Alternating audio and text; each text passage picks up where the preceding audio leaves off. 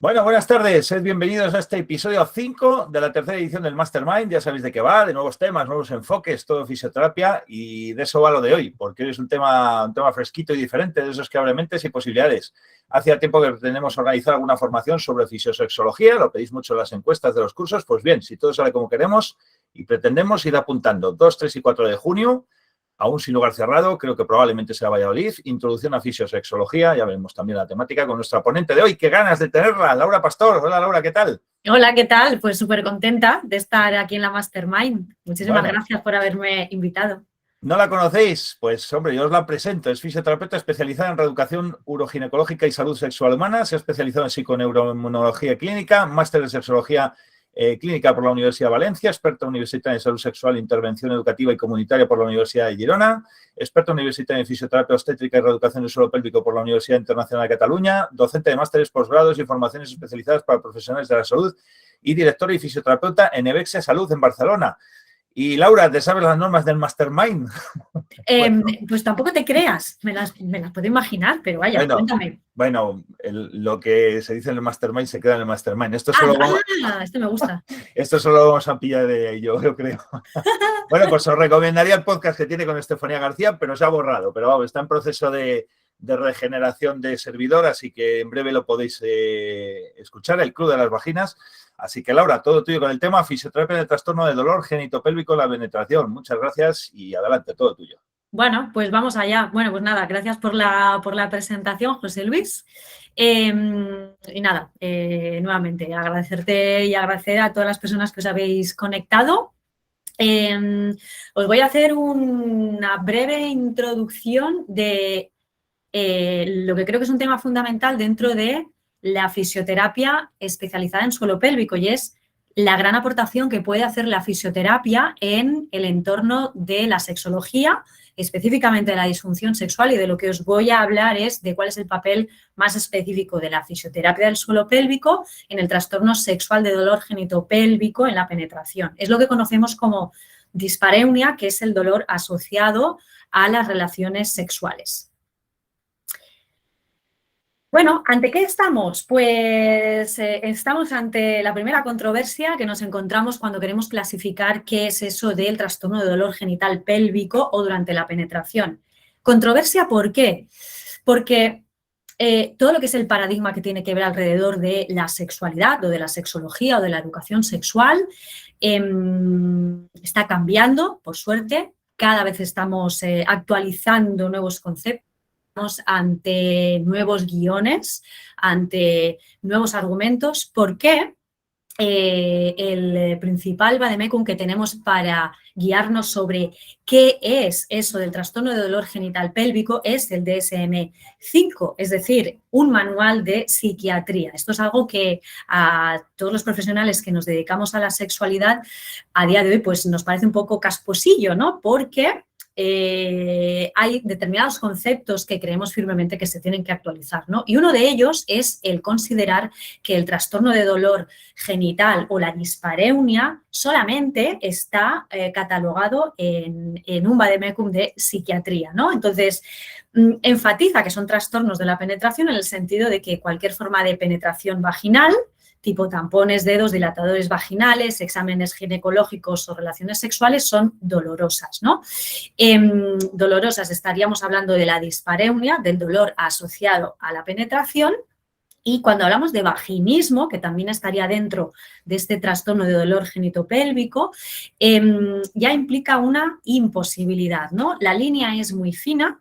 No tenemos estudios concluyentes a día de hoy que nos diferencien específicamente qué es dispareunia y qué es vaginismo. Todavía tenemos definiciones muy obsoletas de lo que es el vaginismo, pero bueno, en eso estamos, ¿no? Actualmente la verdad es que los estudios los estudios, ¿no?, que tienen que ver alrededor de la salud sexual femenina han despegado y todo esto está cambiando muchísimo, ¿no? Entonces, A día de hoy, no solamente el trastorno de dolor genitopélvico o la dispareunia y o el vaginismo lo tenemos que observar desde un punto de vista única y exclusivamente psicológico o psiquiátrico, ¿no? Sino que a día de hoy sí que tenemos suficientes estudios que concluyen que la disfunción sexual femenina y específicamente el dolor asociado al coito, a la penetración, ha de tratarse con un enfoque multidimensional y dentro de ese enfoque, la fisioterapia de suelo pélvico es una de las herramientas de primera instancia. Es, por no decir, de hecho ya tenemos algunos estudios que concluyen que la fisioterapia debería ser la primera herramienta para tratar este tipo de problemas que están asociados con el sexo, ¿no? El dolor. Entonces, si tenemos que definir un poco qué es la dispareunia, podemos definirla como un dolor de características abdominales o pélvicas o vaginales que están asociados a la penetración, ¿no? Puede suceder durante o puede suceder inmediatamente después de ella. Insisto, esto a día de hoy lo hacemos extensible no solamente al coito, no solamente a las relaciones heterosexuales cisgénero, sino que también hablamos de dispareunia cuando aparece ese dolor en las evaluaciones ginecológicas o aparece ese dolor cuando pues intento introducir un dedo dentro de la vagina, dentro de juegos sexuales que no tienen nada que ver con que un pene dentro de la vagina, es decir, todo lo que sería pues la introducción de un juguete, de los dedos, de un espéculo dentro de la cavidad vaginal.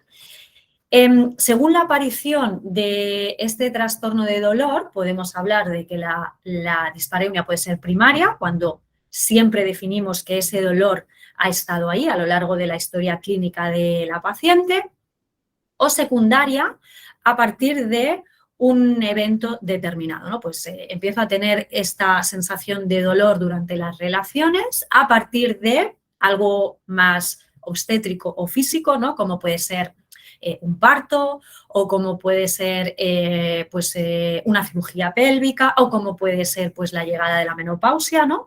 Pero también puede ser secundaria a un evento emocional, ¿no? Pues a partir de un momento determinado he visto afectada mi salud sexual, ¿no? Pues me han echado del trabajo, he perdido un familiar, me he separado, mi pareja me ha puesto los cuernos, en fin, cualquier aspecto a nivel emocional, veréis enseguida por qué puede afectar tan directamente a la vida sexual, ¿no? E incluso influir en la aparición del dolor, sin ser algo única y exclusivamente manejable por la psicología, que, insisto, fisioterapia y psicología, la verdad es que en el ámbito sexual hacemos un tándem brutal y tremendo. Luego, según el contexto, puedes tener dolor en función del entorno, ¿no? Puedes tener un dolor genitopélvico en situaciones determinadas, es decir, pues yo experimento dolor cuando estoy con mi pareja y tengo relaciones de coito, ¿no? Y hay penetración con mi pareja. Sin embargo, cuando estoy a solas y utilizo un vibrador o utilizo un dildo o utilizo los dedos, no tengo ningún problema, no experimento ningún tipo de dolor, ¿no? Bueno, ya veremos qué es lo que está sucediendo con esto. Y puede ser generalizada, es decir, la disfunción se presenta, el dolor se presenta independientemente de con quién estás, de si estás a solas, de si estás en compañía, de si la penetración es con el pene, de si entra un tampón cuando estoy con la menstruación, es decir, aparece siempre, ¿no? Y según la localización podemos hablar de un trastorno de dolor superficial, estaríamos hablando de la dispareunia superficial, o de un trastorno de dolor profundo, estaríamos hablando de la dispareunia profunda. Tomando la definición en cuanto a estadios de la Sociedad Internacional por el estudio de las enfermedades vulvovaginales, que tenéis ahí abajo la referencia, podemos establecer que la dispareunia pasa o puede pasar por 3 estadios, ¿no? En un primer estadio pues existe dolor coital, pero ese dolor no imposibilita el juego de la penetración, puede haber penetración. Tenemos un segundo estadio en el que el dolor ya sí que impide a veces la relación coital, es decir, cuando aparece el dolor ese dolor ya no se marcha, no se va, hagas lo que hagas y hay que detener el coito y, bueno, hacer otro tipo de juegos sexuales o de prácticas sexuales. Y luego en el estadio 3 ya sí que estaríamos hablando de que el dolor imposibilita, ¿no? Ya es un dolor invalidante que imposibilita completamente el coito. Aquí ya rayamos lo que podríamos definir como vaginismo, ¿no? Y insisto, al final es verdad que la definición de vaginismo no está actualizada. Se habla de un espasmo vaginal que interfiere en el coito, pero esa definición no va más allá y esa definición es del 1983. Es decir, creo que ya va siendo hora de que hablemos pues con estudios más actualizados, ¿no? Estudios que, insisto, pues todavía no acaban de llegar. Pero un poco la línea la podíamos poner en esa imposibilidad. Es importante, evidentemente, cuando tenemos a una paciente que acude a nuestra consulta por un tema de dolor en la penetración o dolor durante las relaciones sexuales, tener muy claro que existe un diagnóstico diferencial tanto en dispareunia superficial como en dispareunia profunda. Insisto, el abordaje de la salud sexual o de los síntomas sexuales tiene que ser, se tienen que dar la mano diferentes profesionales y este diagnóstico diferencial que veis aquí en la pantalla pues es competencia de ginecología, de urología, de obstetricia, de oncología, porque veis cuál puede ser el origen de un dolor vulvar persistente en las relaciones sexuales, ¿no? Causas hormonales, infecciosas, inflamatorias, es decir, hay una serie de diagnósticos que corren de la mano de la medicina y que lo ideal sería que una vez que están descartadas estas etiologías orgánicas, bueno, pues entonces vamos a ver si lo que tenemos es algo que mediante la fisioterapia podemos ayudar a mejorar, ¿no?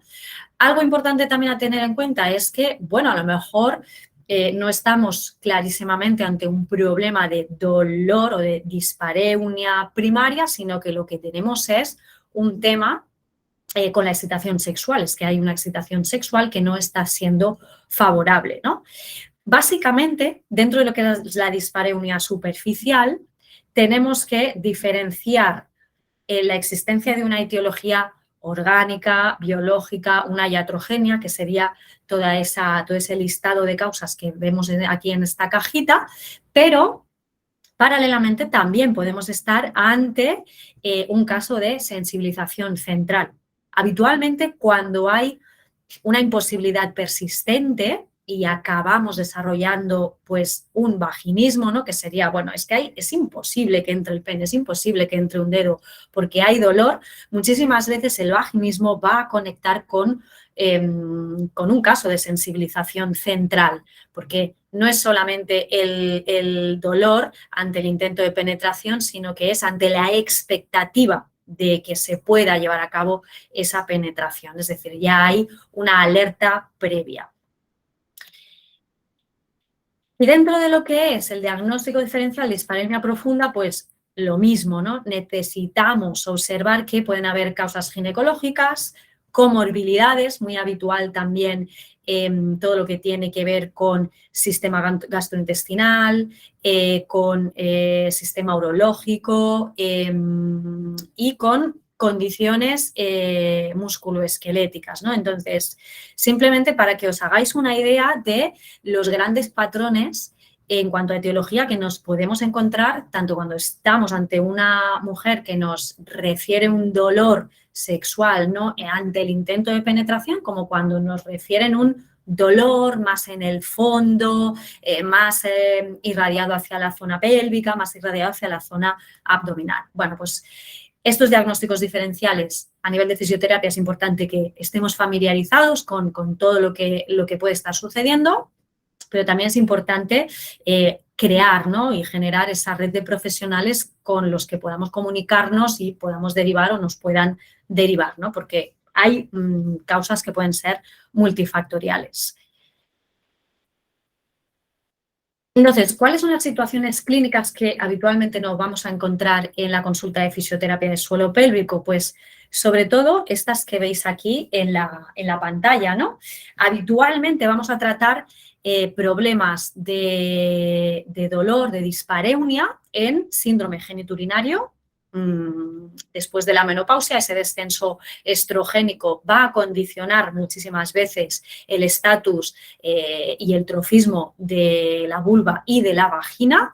Y la verdad es que actualmente cada vez estamos viendo más casos de mujeres con síndrome genitourinario en posmenopausia que vienen a nuestra consulta y que demandan y exigen, y me encanta que sea así, exigen una solución a sus problemas sexuales, ¿no? Hasta hace relativamente poco tiempo, todo lo que tenía que ver con el ámbito de la menopausia, la posmenopausia, estaba patologizado y estaba muy silenciado. Era como que, bueno, llegas a la menopausia y ya está, se acaba la vida fértil y también, por ende, se consideraba que se tenía que acabar la vida sexual y no. Actualmente también estamos asistiendo a un cambio en la concepción de lo que es la salud sexual de la mujer en las diferentes etapas y estamos viendo que está incrementando muchísimo la demanda de mujeres con síndrome genitourinario que quieren poner fin a sus pérdidas de orina, a sus síntomas de urgencia miccional y al dolor, a la dispareunia, a este trastorno de dolor genitopélvico en la penetración. ¿Qué es lo que vemos también? Bueno, síndrome doloroso vulvar, ¿no? Vulvodinias, vestibulodinias, clitorodinias, todas estas dinias que entran dentro de ese enorme cajón desastre que es el dolor pélvico persistente, ¿no? Aquí la verdad es que la fisioterapia también es un arma terapéutica brutal para desensibilizar a nivel local, para tratar toda esa musculatura del suelo pélvico que vamos a encontrar en unos estados de hipertonía, con puntos gatillo, con bandas tensas y además tenemos una maravillosa herramienta, ¿no? Que es la pedagogía del dolor, gracias a todas estas investigaciones en neurociencia del dolor para tratar las sensibilizaciones centrales y las sensibilizaciones locales, que es lo que sucede en la vulvodinia. Luego también dispareunias secundarias a intervenciones obstétricas, tejido cicatricial perineal, cesáreas, las cesáreas o las laparotomías, las cirugías abdominales también son una etiología directa, una causa directa de dispareunia profunda y muchísimas veces, se pasa por alto la valoración de estas cicatrices abdominales, ¿no?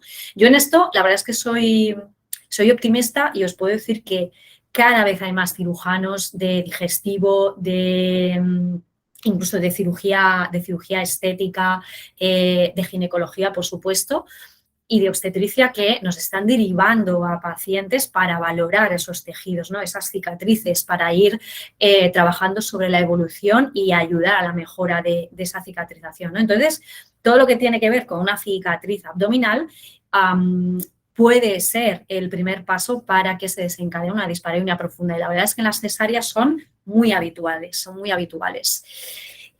dispareunias después de tratamientos oncológicos, muy en la línea de lo que va a suceder en un síndrome genitourinario, sobre todo tratamientos oncológicos secundarios a cáncer hormonodependiente, porque en la mayoría de los casos a la mujer se la va a someter o bien temporalmente o bien de por vida a un estado de hipoestrogenismo, ¿no? O incluso a una menopausia precoz. Entonces, se va a encontrar con una serie de problemas que tienen que ver con ese descenso de los estrógenos, ¿no? Y el vaginismo. Esa imposibilidad de tener relaciones sexuales con penetración porque hay dolor o porque se cree o se espera que la penetración va a ser dolorosa. Actualmente también, gracias a la gran divulgación que se está haciendo en fisioterapia de suelo pélvico, a través de redes, a través de congresos, a través de espacios como este, cada vez son más las mujeres que directamente acuden a la visita de fisioterapia de suelo pélvico para hacer una valoración de ese suelo pélvico porque no pueden tener relaciones sexuales con penetración, ¿no? Pues nunca ha podido tenerlas porque siempre ha habido dolor o en un momento determinado, pues ¡boom!, se genera una especie de espasmo, te definen ellas, y tienen esa información de que la fisioterapia del suelo pélvico les puede ayudar, ¿no? Entonces, insisto, muchísimas veces te vienen antes de haber ido a ningún sitio, pero importante tener en cuenta estos diagnósticos diferenciales, siempre ir de la mano de un equipo de profesionales. Entonces, ¿cómo abordamos el dolor sexual con fisioterapia? Pues la verdad es que básicamente con las mismas herramientas que tenemos para abordar el dolor con fisioterapia en cualquier otra esfera en la que trabajamos los fisioterapeutas. Es importantísimo ese trabajo cognitivo-conductual del dolor, ¿no? El conocer, ¿no? El explicar a la paciente qué es el dolor y el por qué puede estar apareciendo, ¿no? ese dolor. El manejo cognitivo-conductual del dolor junto con la fisioterapia es que es altamente efectivo para, sobre todo, por ejemplo, el tratamiento de los síndromes de dolor vulvar, ¿no? Por lo que os comentaba, porque vamos a trabajar sobre esas sensibilizaciones centrales. ¿Qué nos proporciona la fisioterapia uroginecológica? Pues información anatómica. La verdad es que en fisioterapia del suelo pélvico, cuando estamos tratando estos problemas de dolor en la penetración, este trastorno de dolor genitopélvico, vamos a hacer un gran trabajo de educación sexual. Y es que esto tiene que ser lo básico, ¿no? En la primera consulta de fisioterapia, utilizar un espejo para enseñar a esa mujer cuáles son las partes de su anatomía vulvar, de su anatomía genital, explicar qué es natural, ¿no? El naturalizar, el normalizar estructuras, el dar una educación sexual basada en la evidencia, ¿no? Qué es cierto, qué no es cierto, qué es normal y qué no es normal. Todo lo que tiene que ver con la educación, con las sugerencias sobre la naturaleza o la gestión del dolor, actividades funcionales a mantener o a evitar, ¿no? Muchísimas veces nos vamos a encontrar con patrones conductuales que lo que están haciendo es perpetuar más el dolor, ¿no? Bueno, pues al final todo esto lo vamos a ir trabajando con esta pedagogía del dolor y a través de esta conciencia corporal, ¿no? A través de enseñar qué es el suelo pélvico, a través de enseñar cómo se activa, cómo se relaja, cómo se mueve. Y lo que vamos a ir buscando también son cambios conductuales, ¿no? Hay muchísimos aspectos, como puede ser pues el uso de jabones, una higiene excesiva, la eliminación de irritantes, que son aspectos que están como muy interiorizados en el día a día de nuestras pacientes, pues vamos a tener que plantear esos cambios, ¿no? Y, bueno, también podemos hablar del uso de los dildos vaginales o de los dilatadores, que ahora a continuación os comento un poquito más. Y, bueno, modificaciones, ¿no? en el día a día, como pueden ser, pues, modificaciones en la actividad física, en el asiento de la bicicleta o incluso, y específicamente, tenemos que preguntar por cómo se desarrollan las relaciones sexuales en la vida íntima, porque muchísimas veces también vamos a ver patrones que son totalmente, imitaciones de un tipo de sexualidad que nos han vendido que tenemos que tener, que es sobre todo la que vemos en el porno, ¿no? Y que no tiene nada que ver con lo que es la vida sexual real, ¿no? Es verdad que aquí nos encontramos con un gran problema, que es el de la educación sexual, ¿no? Tenemos una educación sexual que es muy pobre, no se habla de la sexualidad real y, bueno, lo que nos queda es guiarnos por referentes externos que son o el porno o las películas de Hollywood, ¿no? Que al final dices, no sé qué es peor, ¿no? Pero bueno, pues esto es importante que salga en la consulta, ¿no? El conocer cuáles son los referentes sexuales de la persona que tenemos delante para que tome conciencia de que, bueno, quizá por ahí no es el camino, ¿no? Y el tratamiento en sí de la fisioterapia en fisiosexología es rehabilitador, ¿no? Y va a incluir todas las herramientas que tenemos a nuestra disposición, ¿no? La terapia manual, la educación al paciente, la normalización de la musculatura del suelo pélvico, y muchas veces la relajación, ¿no? O más que la relajación, el ir a buscar una normotonía de toda esta musculatura, pues a través de herramientas tan conocidas como puede ser el biofeedback o la electroestimulación. Entonces, aquí os muestro un cuadro de cuáles son esas herramientas, ¿no? Que vamos a aplicar con éxito para el tratamiento de estas dispareunias. Pues la reestructuración cognitiva. Es que esto es fundamental, el desvalidar mitos, estereotipos, el favorecer cambios conductuales y sobre todo ir a anular esas creencias desadaptativas, ¿no? ¿A través de qué herramientas? Pues de la educación afectivo-sexual, si nos vamos a dedicar a tratar este tipo de disfunciones o de problemas, tenemos que estar formados en educación sexual y además yo considero también fundamental que estemos formados en neurociencia del dolor, ¿no? Que estemos actualizados, ¿no? Para poder transmitir esta didáctica en qué es el dolor, ¿no? Y poder discernir, ¿no? qué tipo de dolor verdaderamente está experimentando mi paciente. Luego hay otro tipo de ejercitadores, como son los dildos o los vibradores, que también son herramientas muy interesantes a utilizar tanto en la consulta como sobre todo para que nuestras pacientes utilicen a nivel domiciliario. Y luego tratamientos multimodales, ¿no? Que sí que es verdad que la evidencia o los poquitos estudios que tenemos que relacionan, ¿no? o que evalúan el impacto que tiene la fisioterapia para el tratamiento de la dispareunia, lo que nos dicen es que no nos podemos quedar con un único tratamiento, sino que parece que el beneficio lo encontramos gracias a la combinación, ¿no? La combinación pues, de la terapia manual con la tecarterapia. La verdad es que están habiendo estudios muy interesantes sobre la radiofrecuencia, el biofeedback y el ejercicio terapéutico, ¿no? ¿Qué es el ejercicio terapéutico? Pues desde esos ejercicios más específicos de control motor del suelo pélvico para tomar conciencia de a lo mejor de patrones de activación que lo que están haciendo es perpetuar ese dolor, como también es ejercicio terapéutico el moverte, el hacer ejercicio físico.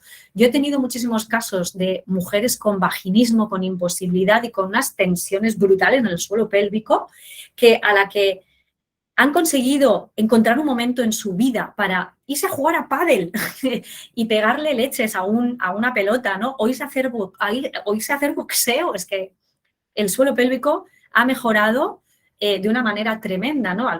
Mejora el suelo pélvico porque al final hemos conseguido bajar determinados niveles de ansiedad, ¿no? Y eso ha conseguido que hemos conseguido una neuromodulación bestial, ¿no? De todas las fibras musculares del cuerpo, ¿no? Pero bueno, ejercicio terapéutico. ¿Qué ejercicio no es terapéutico? Y algo fundamental es la adherencia, ¿vale? Algo que creo que esto es algo que llevamos en la mochila todos los fisioterapeutas, ¿no? La adherencia, que el paciente no me hace los ejercicios, que viene, que tal.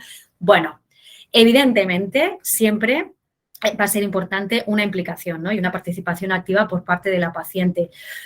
Pues es que en el tema de la resolución del dolor sexual, pues esto también es importante, ¿no? Bueno, ¿a través de qué lo podemos conseguir? Pues venga, vamos, a través de intentar modificar esas pautas cada vez que viene a vernos, a través de pautar una progresión, a través de ofrecer herramientas u objetivos que sean perfectamente alcanzables, ¿no? Yo sí que os puedo comentar que en fisiosexología algo que me funciona muy bien es proponer juegos, ofrecer herramientas, proponer trabajos de exploración, cambiar muchísimo las dinámicas de una sesión a otra y no trabajar tanto bajo el te mando ejercicios, te mando deberes. Yo me he dado cuenta y muchísimas pacientes así me lo han hecho saber, ¿no? Que no se recibe lo mismo, ¿no? Sobre todo cuando estamos tratando la esfera sexual, el te doy ejercicios para hacer que el te propongo un juego,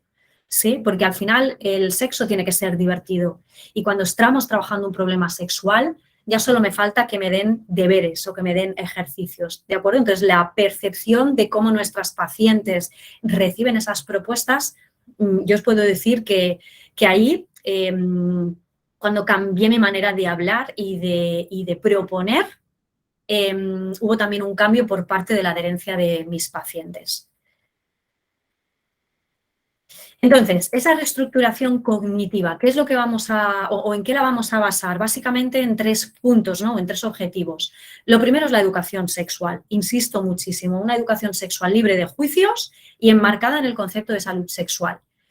El sexo no es solamente coito, y muchísimas veces este es el problema. Este es el problema de la aparición del dolor, ¿no? El creer de manera lineal que un sexo consolidado y un sexo bien hecho y llevado a término implica el coito. Y esto es lo que nos genera muchísimo estrés y muchísima ansiedad, ¿no? Lo que les genera estrés y ansiedad a nuestras pacientes. Bueno, pues tenemos que trabajar mucho sobre esta educación sexual. Es importante que se tome conciencia de cuáles son los patrones o de las conductas desadaptativas. Y bueno, y hay que ir modificando, ¿no? Poco a poco, pues por ejemplo, pues abandónate a la excitación, ¿no? El sexo no es una carrera, el coito no tiene que ser un objetivo, igual que tampoco tiene que serlo el orgasmo, ¿no? El no tener sexo por satisfacer a la pareja o por satisfacer unas expectativas sociales o culturales, ¿no? No forzar el coito. Es importante expresar las necesidades afectivo-sexuales, ¿no? El qué me gusta y el qué no me gusta, porque a lo mejor lo que te gustaba ayer hoy deja de gustarte, ¿no? Y esto también es importante, tenemos que ser conscientes de que la sexualidad cambia. Somos personas, somos seres humanos y los seres humanos vamos aprendiendo a lo largo de toda nuestra existencia, ¿no? Y esto también se traslada a la vivencia de nuestra sexualidad, ¿no? Entonces, la sexualidad cambia, no siempre nos va a gustar lo mismo y no siempre vamos a tener las mismas reacciones ante los mismos estímulos. Y luego va a ser importante ya pues encaminarnos hacia establecer el cambio, ¿no? Pues establecer, dar esas herramientas de comunicación, animar a la autoexploración, al autoconocimiento, a la vivencia del propio placer, normalizar el placereado, normalizar la masturbación. Hay ejercicios, estrategias que se llaman de focalización sensorial que nos van a ayudar muchísimo a gestionar el estrés generado por el entorno, ¿no? Por ese mandato de que tienes que llegar al coito y que se tiene que dar, ¿no? Entonces, hay una serie de estrategias mediante las cuales vamos a conseguir que todos esos tejidos pélvicos perineales y que este de aquí arriba, ¿no? El gran jefe de orquesta que es el cerebro, se neuromodule y poco a poco vamos a ir recuperando una relación de placer con el sexo y no de miedo y no de dolor. Como os decía, aquí está el jefe. Y lo que es importante cuando estamos ante una paciente que experimenta dolor es que hay que reconocer y validar el dolor, ¿vale? El dolor no es psicológico, el dolor no es imaginado, el dolor no es exagerado, el dolor no es psicosomático. El dolor responde a una coherencia ante el entorno, ¿no? Un entorno que está enfrentando el cerebro, ¿no? Y entonces no es porque no te sabes relajar y no te lo estás provocando tú, sino que tú lo estás sufriendo y tú lo estás padeciendo, ¿no? Cuando estamos ante mujeres que tienen dolor en las relaciones sexuales, muchísimas veces nos vamos a encontrar ante esas sensibilizaciones, ¿no? Es decir, el dolor va a aparecer, pero no porque haya un daño en el tejido, sino porque lo que está interpretando mi sistema nervioso central es que estoy en un entorno que es hostil y que, por tanto, me tengo que defender. Y es ahí donde se activan una serie de patrones para intentar evitar esa conducta, esa penetración que se espera dolorosa. ¿Por qué se espera dolorosa? Porque se espera dañina. Y esto es la pedagogía del dolor que tenemos que introducir en estas sesiones de fisiosexología, independientemente de que haya una etiología orgánica del dolor, porque normalmente, aunque haya habido una etiología orgánica de ese dolor, en función de cuánto tiempo se ha mantenido ese dolor, muchísimas pacientes acaban desarrollando esa sensibilización, ¿no? Entonces, el tranquilizarlas, el decirles, ok, antes hubo una infección que te generó un daño en la mucosa vulvovaginal y eso te llevó a generar un espasmo muscular, ¿vale? Ya no hay bicho, ya está la mucosa íntegra, pero persiste esta sintomatología. ¿Por qué? Bueno, pues porque al final son los últimos coletazos, ¿no? De ese dolor que en su día sí que significó que había un daño, pero a día de hoy ya no, ¿no? Entonces, todas estas explicaciones, ¿no? Estas validaciones nos van a ayudar a esa reconstrucción, a una reestructuración cognitiva, ¿no? Y el dolor, la verdad es que va a disminuir prácticamente, si no es al instante, van a ser en las primeras sesiones que estemos con ella. Entonces, os había comentado así de pasada un poquito el tema de los dildos, ¿no? A mí el tema de dilatador no me gusta utilizarlo. Y es que al final la palabra dilatador, ¿no? Que los dilatadores son unas herramientas que se utilizan habitualmente para el tratamiento, sobre todo de la dispareunia superficial, es como que, bueno, ya te lo dice todo, ¿no? Que hay que dilatar. tu vagina hay que dilatarla, ¿no? ¿Por qué? Pues si hay que dilatar algo es porque es pequeño, es porque es chico, es porque no es elástico. No. El dilatador verdaderamente la función que tiene no es la de dilatar, es la de desensibilizar, ¿vale? Es la de desvincular ese acto o esa sensación de que algo entra dentro de la vagina con algo peligroso. Ese es el objetivo del dilatador. Y a mí no me gusta llamarlo dilatador. ¿Por qué? Porque si nuevamente, ¿no? Estamos trabajando sobre el sexo y el sexo, uno de los objetivos tiene que ser el placer, llegar a un punto en el que a mí este dildo me va a interesar que esta mujer que ha venido a verme a consulta lo utilice en un ámbito erótico. Y va a ser mucho más fácil utilizar un dildo en un ámbito erótico que un dilatador, ¿vale? El peso de las palabras tienen muchísimo peso y pueden facilitarnos la progresión o pueden intervenir de manera negativa, ¿no?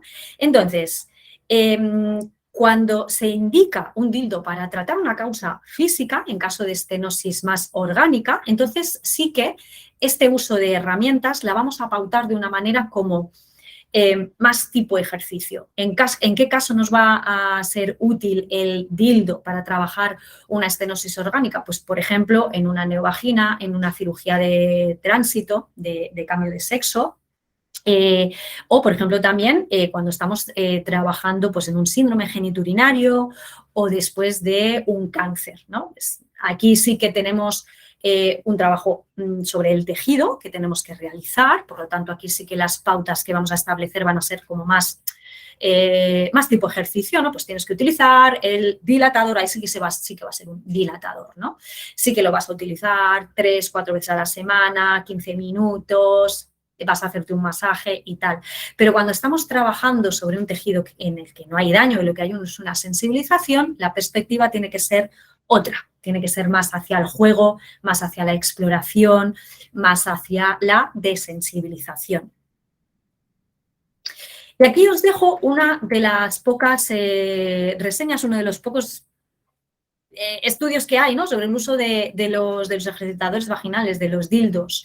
Verdaderamente no existen protocolos estandarizados clínicamente probados, ni existen pautas formales para dar a nuestros pacientes sobre cómo usar mejor sus dildos. Esta es una pequeña pauta que os dejo aquí.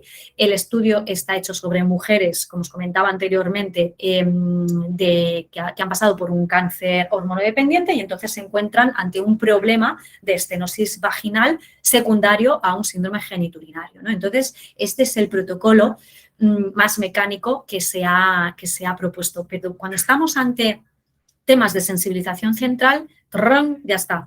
Nos quedamos sin estudios y, bueno, tenemos que guiarnos por la clínica de la paciente y por la evolución, por la progresión y por la adherencia que esta paciente pues, está demostrando en la consulta. Y poco lo mismo nos sucede con los vibradores. La verdad es que, bueno, cada vez están habiendo más estudios al respecto del trabajo de la terapia de vibración para también trabajar sobre el dolor. ¿Por qué? Bueno, pues que el vibrador al final nos ayuda a intensificar sensaciones eróticas. Insisto, es súper importante que cuando estamos trabajando sobre temas de dolor asociado al sexo, no nos quedemos solamente en el trabajo de que desaparezca el dolor y ya. Vale, sí, desaparece el dolor y luego ¿qué?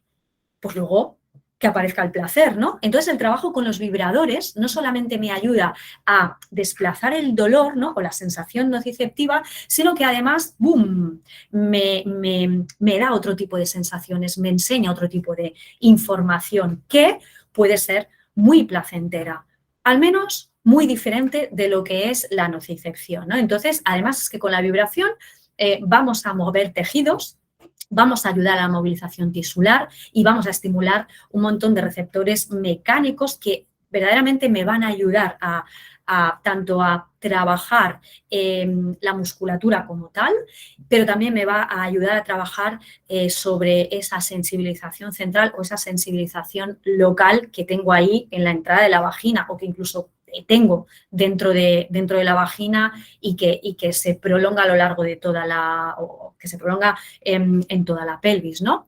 Y algo también que os dejo ahí es que el vibrador es una herramienta que está validada para el tratamiento de la anorgasmia, ¿vale? Entonces, es una herramienta que suele ser muy bien recibida por nuestras pacientes en la consulta de suelo pélvico.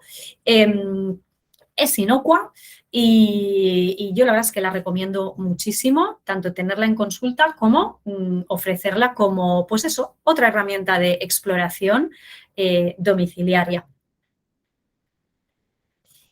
Otro de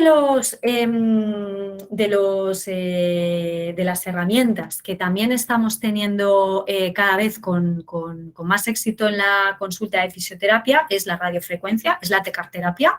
Es verdad que tanto nos está ayudando a trabajar esa musculatura del suelo pélvico, que está más isquémica, que está más en espasmo, como también cada vez tenemos más estudios que avalan el uso de la radiofrecuencia, nuevamente porque es simpaticolítica, porque disminuye la actividad del sistema simpático y, por tanto, nos ayuda a trabajar sobre esa sensibilización central. Pero sigo insistiendo, todavía hay muy pocos estudios que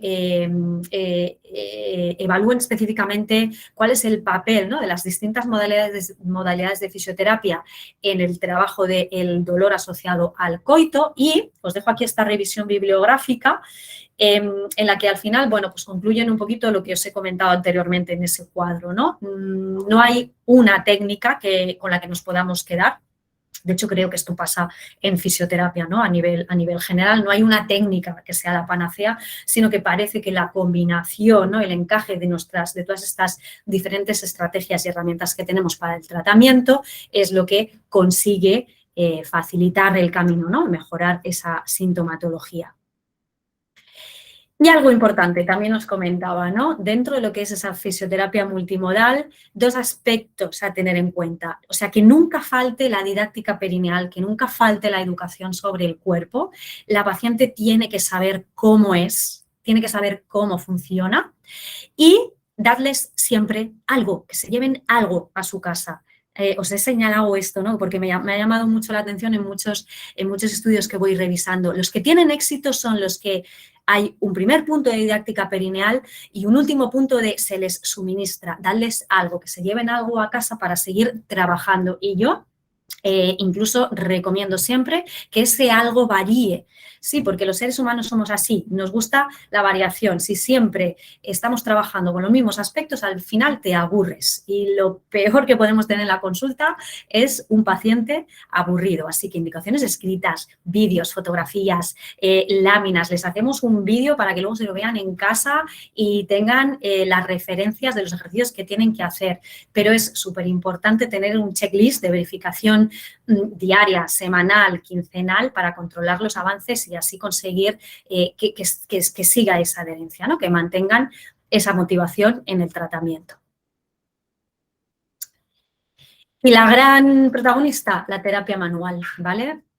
Creo que siempre hay que tocar al paciente y hay varios estudios que me dan la razón, no es una creencia mía, pero incluso cuando hay una sensibilización central es importante que haya una mano amiga, profesional y empática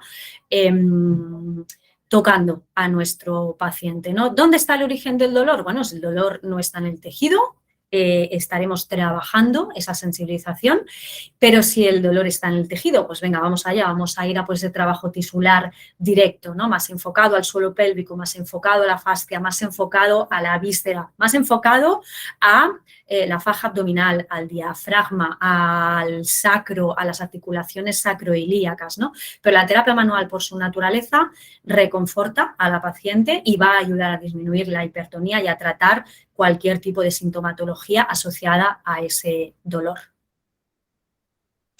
Aquí os dejo también un cuadrito muy interesante sobre cuál es la valoración, movilización tisular y la liberación miofascial dentro de lo que es la valoración del tratamiento manual, y esta es más enfocada a la dispareunia profunda. Tenemos aquí que va a ser importante valorar la vejiga, los anexos, los parametrios, el cérvix, el útero.